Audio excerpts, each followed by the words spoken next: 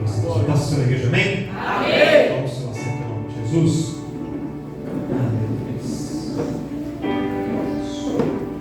E agora abra comigo sua Bíblia no livro de 1 Samuel, primeiro livro de Samuel, capítulo de número 21. Primeiro livro do profeta, do juiz Samuel, capítulo de número 21. Um texto bastante conhecido, uma palavra também bastante conhecida. E eu confesso que eu tinha preparado outro texto, mas o Senhor me incomodava muito com essa palavra nessa noite. Aleluia, Deus. E Ele sabe o que Ele tem para falar aos nossos corações. Glória a Deus. 1 Samuel, capítulo de número 21, diz a epígrafe: Davi vai ter como sacerdote Aimeleque. Quem encontrou 1 Samuel 21, dá glória a Deus aí. Glória a Deus. Se alguém tiver sem a Bíblia, acompanhe aqui pelo Data Show. Diz assim o texto: Então veio Davi a Nob, ao sacerdote Aimeleque. E Aimeleque, tremendo, saiu ao encontro de Davi e disse: Por que vens só e ninguém contigo? E disse Davi ao sacerdote Aimeleque: O rei me encomendou um negócio e me disse: Ninguém saiba deste negócio pelo qual eu te enviei e o qual te ordenei. Quanto aos jovens, aponteis tal e tal lugar. Agora, pois, que tens à mão? Dá-me 5 pães na minha mão, ou o que se achar. E respondendo o sacerdote a Davi, disse: Não tenho pão comum à mão, há porém o pão sagrado, ou pão da proposição, se ao menos os jovens estiverem de mulheres. E respondeu Davi ao sacerdote e disse: Sim, em boa fé, as mulheres se nos vedaram desde ontem, e anteontem, quando eu saí, o corpo dos jovens também era santo. E em alguma maneira é pão comum, quanto mais que hoje se santificará outro no corpo. Então o sacerdote lhe deu o pão sagrado, porquanto não havia ali outro pão, senão os pães da proposição, que se tiraram de diante do Senhor, para se pôr ali pão quente no dia em que aquele se tirasse. Estava, porém, ali naquele dia um dos criados de Saul, detido perante o Senhor, e era o seu nome Doeg, Edomita, o mais poderoso dos pastores de Saul. E disse Davi a Aimeleque: Não tens aqui à mão lança ou espada alguma, porque não trouxe à mão nem a minha espada, nem as minhas armas, porque o negócio do rei era apressado. E disse o sacerdote: A espada de Golias, o filisteu, a quem tu feriste no vale de Elá, eis que ela aqui está, envolta num pano detrás do éfode. Se tu a queres tomar, toma, porque nenhuma outra há aqui senão aquela. E disse Davi: Não há outra semelhante. Dá-ma. Amém? Glórias a Deus. Irmãos, a história de Davi, que é muito provavelmente o personagem bíblico mais pregado de todas as escrituras, é um personagem que cria conexões muito fortes com todos nós, porque todos nós temos os momentos de Davi na nossa história, os momentos de humilhação, os momentos de estar por baixo, os momentos de sofrer perseguição, e também vivemos os momentos de dar a volta por cima e de conquistar a vitória do Senhor. E nós sabemos bem que no capítulo 16 aqui de 1 Samuel, Davi ele aparece na história num momento de crise, um momento em que Samuel, aquele que havia sido levantado como rei e havia desagradado o Senhor havia decidido tirar que Saul havia sido colocado como rei e que Saul havia desagradado ao Senhor, e Deus decide tirar Saul daquela posição, e Deus escolhe Davi para ocupar o lugar de Saul. E todos nós conhecemos a história que Deus manda Samuel, o profeta, o juiz, pegar ali uma vasilha de azeite, uma botija de azeite, e ir até a casa de um homem chamado Jessé, que morava lá em Belém. E quando Samuel, o profeta, vai lá com aquela botija de azeite, ele chama Jessé e fala: Jessé, Deus me mandou aqui buscar no meio dos teus filhos um rei, alguém para ocupar o trono de Israel. E ali Jessé então começa a chamar os seus filhos, e vai passando cada um dos filhos de Jessé, homens de aparência, jovens fortes, jovens bonitos, jovens ali com características humanamente falando, que você olhava para eles e identificava neles um rei, e a cada um que Samuel via, Samuel pensava: esse vai ser o rei. E o Senhor dizia para ele: Samuel, não olha como o homem olha, porque o homem olha por fora, o homem olha exterior, o homem olha a cor do cabelo, a cor da pele, o tipo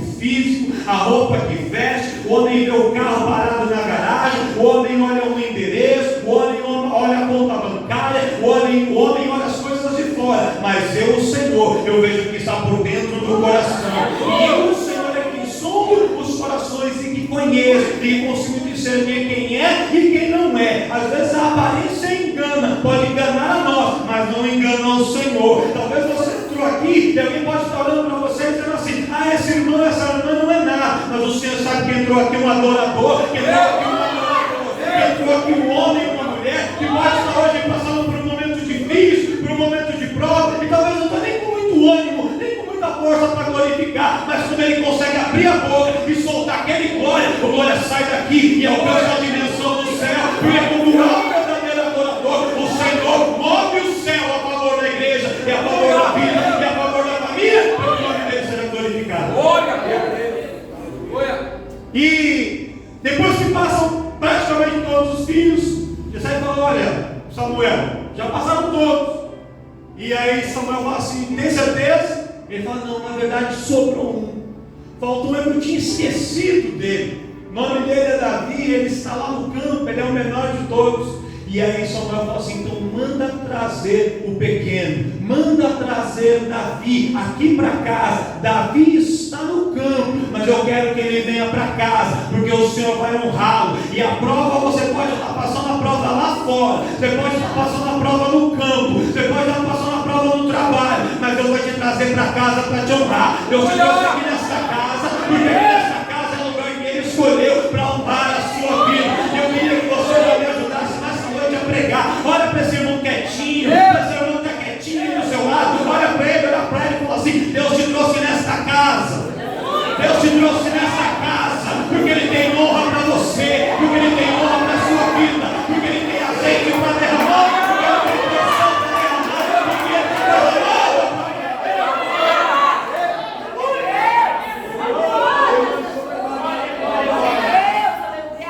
E no capítulo 16, Davi é ungido rei. Olha só, Davi é ungido rei no capítulo 16 de 1 Samuel. Só o capítulo 16 termina. E aí começa o capítulo 17. Quando começa o capítulo 17, o texto narra que começa uma guerra em Israel. Os filisteus se levantam contra o povo de Israel.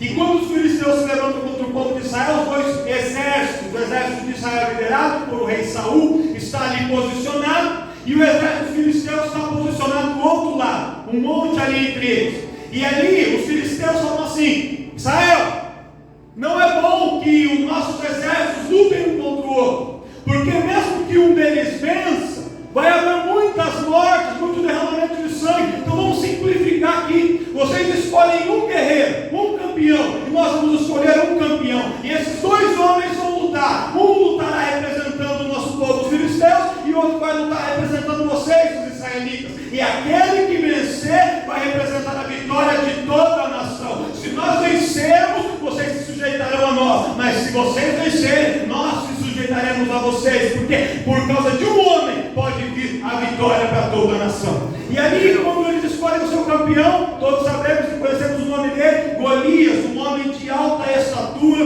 um guerreiro experimentado em batalhas, um homem que manejava lança. Foi pregado inclusive sobre ele na semana passada pela missionária Catiane, falando aqui de Golias, da sua descendência, um homem forte, um homem grande, um homem ambivalente. E Golias se apresenta. E quando Golias se apresenta para ser o campeão dos filisteus, o povo de Israel se amedronta e começa a recuar.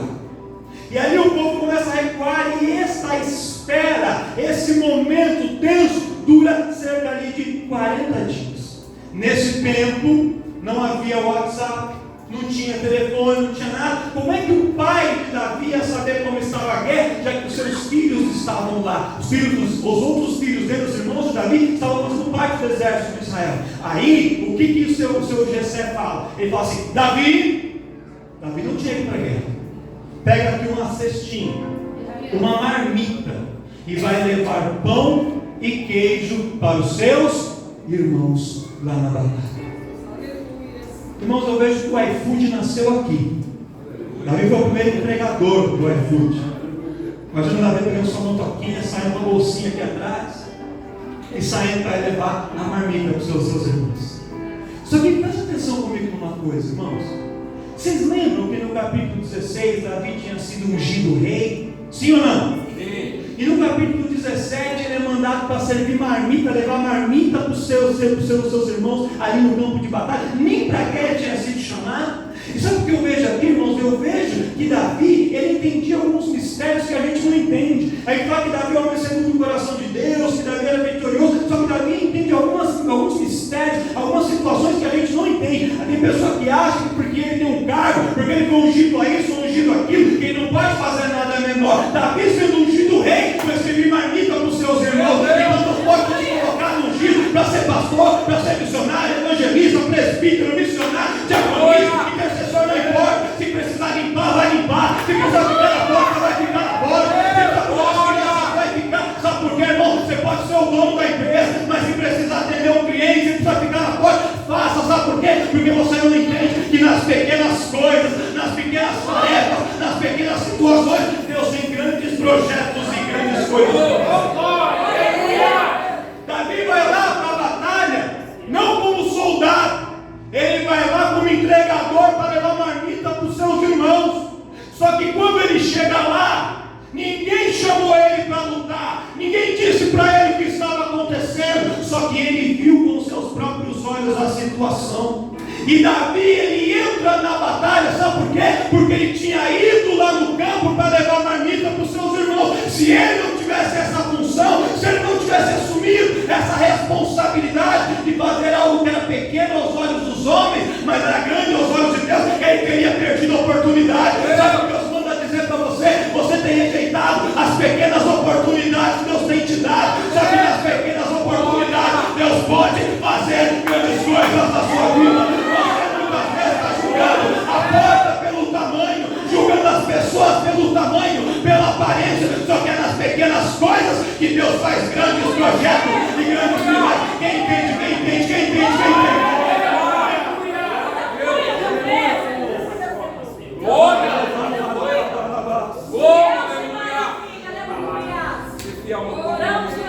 Às vezes é essa pequena empresa que Deus abriu uma porta para você, que Ele vai te fazer grande ali. Às vezes é um pequeno ministério que Deus vai te fazer grande ali. Às vezes é uma pequena oportunidade para fazer uma oração, para trazer uma salvação, para ministrar oferta, que Deus vai fazer grandes coisas através da sua vida. Às vezes é uma relação no lar, é uma situação que é pequena aos seus olhos, mas Deus pode usar aquela situação pequena para fazer grandes coisas. E enquanto a gente vai, Deus vai preparando tudo. Olha para o seu irmão, Deus está preparando tudo. Deus está preparando tudo. Deus está encaminhando tudo. Ele está cuidando de tudo. Ele está cuidando de tudo.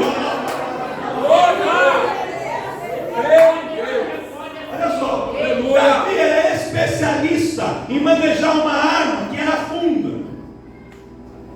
A funda é uma espécie de estilingue do mundo antigo. Você pegava uma corda, colocava uma pedra na ponta e girava aquela corda. Quando soltava, quando lançava, a pedra atingia o seu alvo. Só que não podia ser qualquer pedra para usar na funda. Se fosse uma pedra muito grande, ela escapava da corda da funda e também não ia atingir distâncias longas. Se fosse uma pedra pontuda, uma pedra comprida, uma pedra lascada, ela ia desviar a trajetória por causa do seu formato. Para usar na funda tinha que ser uma pedra lisa, de tamanho médio e arredondada. Tinha que ser, não podia ser qualquer pedra, tinha que ser uma pedra específica.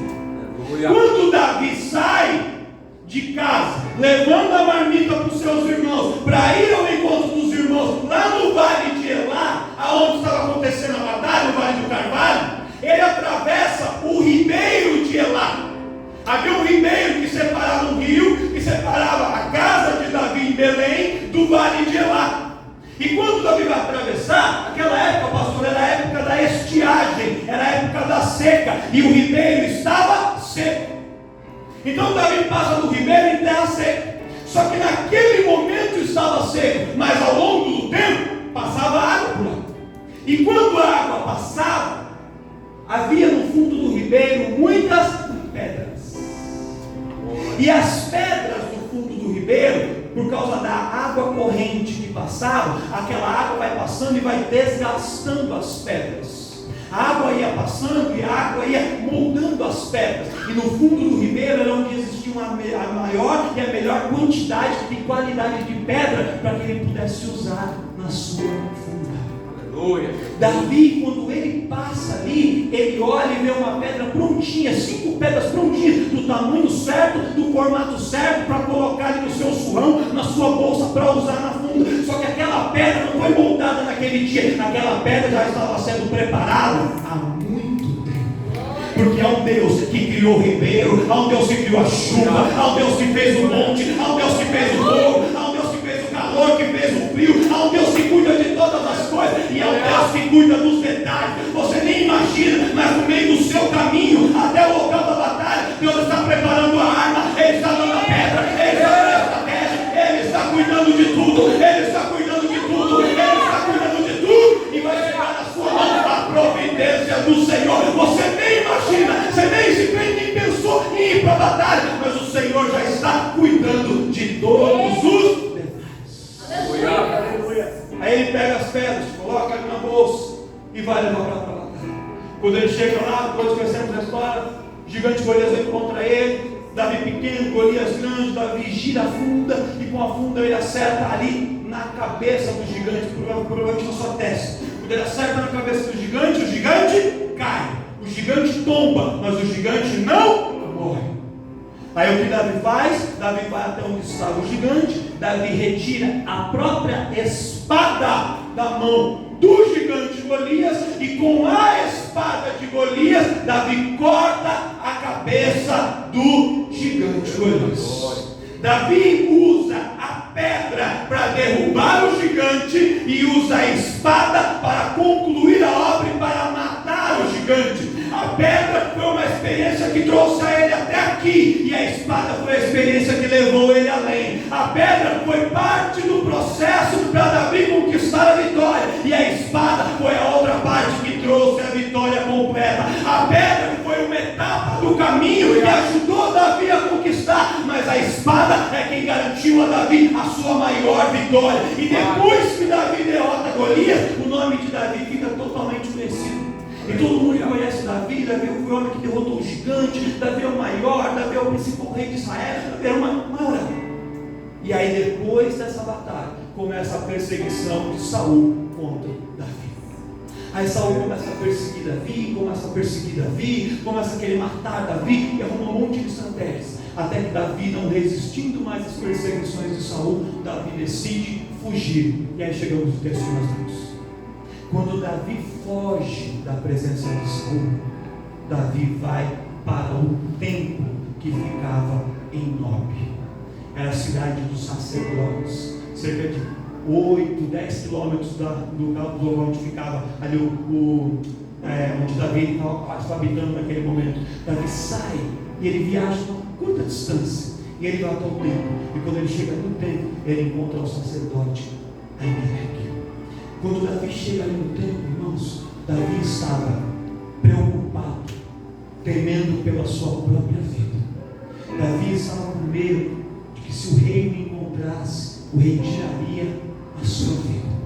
Davi, ele estava sem os seus irmãos, Davi estava sem o seu pai, Davi estava com uma sentença de morte de alguém buscando ele para tirar a sua vida. Davi estava sem dinheiro, Davi estava sem amigos, Davi não tinha nem roupa guardada, Davi não tinha comida, Davi tinha perdido tudo. Ele estava numa situação extremamente difícil, talvez a situação mais difícil da sua vida. E eu queria que você olhasse mais uma vez para um crente do seu lado e dissesse assim: é nos momentos mais difíceis que o Senhor vai se manifestar para você. É nos momentos de maior crise, é nos momentos da maior luta,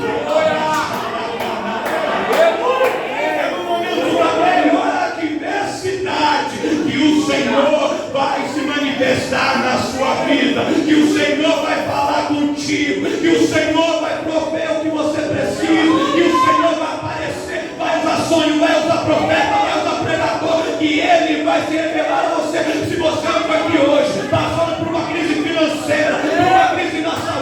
por um problema no casamento, por um problema na família, na vida profissional, espiritual, ministerial. Eu sou pastor, eu estou passando por uma crise, a situação está difícil, o beco está ali, o beco sem saída, as portas estão fechadas, a perseguição está grande. Então eu tenho uma boa notícia para você. Hoje o Senhor te trouxe aqui nesse tempo, porque hoje Ele vai trazer resposta, direção, e Ele vai se manifestar na tua vida. E acredita nisso, acredita nisso, acredita nisso.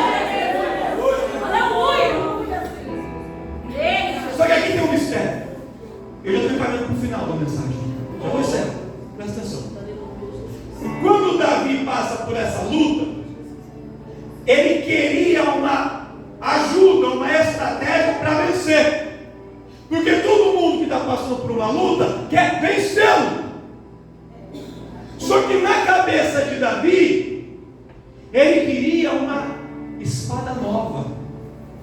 Ele queria uma estratégia diferente. Ele queria que Deus fizesse na vida dele algo que Deus nunca tinha feito. Que Deus aparecesse de uma maneira diferente, que Deus viesse de uma forma diferente. E quando ele chega no templo, ele chega com aquela expectativa.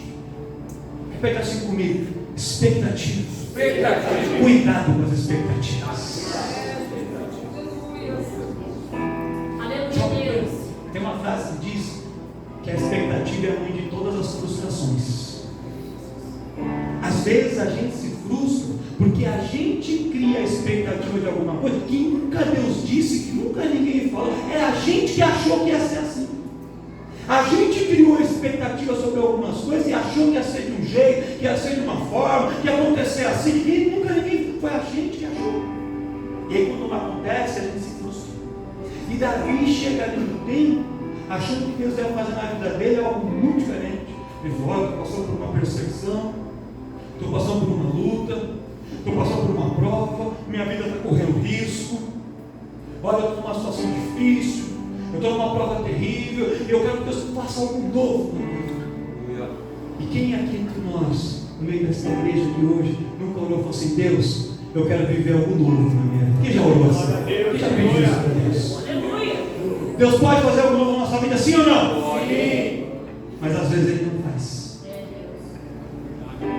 E não é porque Ele não tenha poder, não é porque Ele não seja poderoso, mas é porque Deus quer nos ensinar uma lição preciosa nessa noite.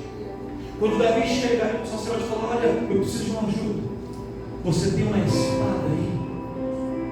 O sacerdote fala para ele assim: eu tenho a espada do gigante Golias. Aquela mesma espada que você usou para matar o gigante.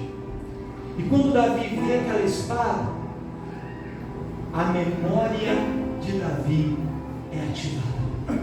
Quando Davi olha para aquela espada, as lembranças daquele momento são nítidas para ele. Sabe por quê, irmãos? Porque Davi achava que esta prova que ele estava passando agora era a pior prova da vida dele, mas não era. Quando ele estava diante do gigante, a morte estava muito mais perto dele do que agora que Saul ameaçava. O gigante Golias no campo de batalha era muito mais forte, um inimigo muito mais poderoso do que era Saul, perseguindo a muitos quilômetros de distância de onde ele estava. Só que quando a gente está passando pela prova, a gente sempre acha que a prova que a gente está vivendo agora é a pior prova da nossa vida. Mas eu tenho uma notícia para você: você pode não se lembrar, mas você já passou por coisas piores e Deus te deu a vitória. Aleluia. Você pode não estar recordando agora, mas você já viveu momentos mais difíceis do que esse, e Deus já te livrou, Deus já te deu escape, Deus já enviou provisão, Deus já abriu porta, Deus já te curou, Deus já restaurou, Deus já fez milagres grandiosos. Só que a gente acaba esquecendo daquilo que Deus faz, a gente esquece do que Deus operou lá atrás, e a prova fica grande, a gente só sente ali o rugido do leão, a gente só sente ali a palavra de perseguição, a sentença de morte contra nós. Só que aí nesse momento a gente entra dentro do templo, e quando a gente entra dentro do templo, sabe que o Senhor olha para mim, olha para você e fala: eu não vou te dar uma espada nova, eu vou te dar a mesma estratégia que você usou lá atrás para vencer as batalhas lá de trás. Você vai usar de novo, porque o mesmo Deus que operou lá atrás é o Deus que opera hoje e que vai operar amanhã. O mesmo Deus que atuou lá atrás te deu livramento é o Deus que vai continuar te livrando hoje. O mesmo Deus que te livrou das garras da morte lá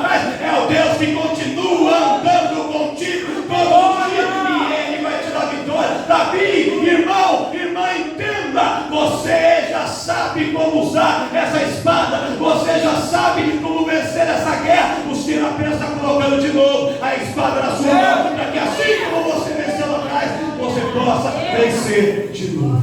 Aleluia. Deus de maravilha, aleluia. Quando a espada de Golias vem na mão de Davi, Davi se lembra. Ele pega a espada na mão e ele lembra do momento de luta e de como Deus me deu a vitória. E não uma vitória parcial, mas uma vitória completa. Olha para alguém e fala assim: Deus vai te dar a vitória completa. A vitória que Deus dá é completa. Ela é 100%. Ela não é mais ou menos. Ela não é um pico. Ela não é temporária. Ela é completa. Ela é completa. Ela é completa. Ela é 100%. Assim como Ele deu a vitória 100% lá atrás, Ele vai fazer de novo na sua vida. Porque Ele ainda é mesmo. Quando Davi pega a espada na mão, irmãos, ele lembra do que Deus já fez na vida dele. Sabe o que Deus está falando para você e para mim nessa noite? Eu encerro aqui. Puxe pela sua memória e lembre do que Deus já fez na tua vida a partir de hoje. Começa a lembrar dos livramentos que Ele já te deu, das bênçãos que Ele já te entregou, e você vai ver que esse adversário fica soprando no seu ouvido que essa prova é menor, que essa prova é maior, que essa prova você não vai vencer. Você vai poder olhar na cara dele e dizer assim: Deus já colocou a espada de Golias na minha mão. Glória a Deus. Ele já derrubou gigante, Ele já me curou. O meu casamento estava ali, parecia que não ia mais continuar. Todo mundo achou que ia terminar, e o Senhor foi lá, agiu, restaurou. Agora o vento está soprando de novo, está soprando, mas o meu Deus é o Deus que manda o vento acalmar e o mar aquietar, e Ele vai dar vitória de novo. Olha essa enfermidade, parece que é uma enfermidade para a morte, mas não é não. O Deus que curou a Lázaro, que ressuscitou a Lázaro, o Deus que curou os cegos, surdos, mudos, que operou na minha vida, Ele vai fazer de novo, porque Ele ainda é o Deus, e o Deus que derrama poder e glória, Ele ainda é o Deus. Aleluia. A mamãe da sub se coloca de pé. Glória a Jesus. Glória a Deus.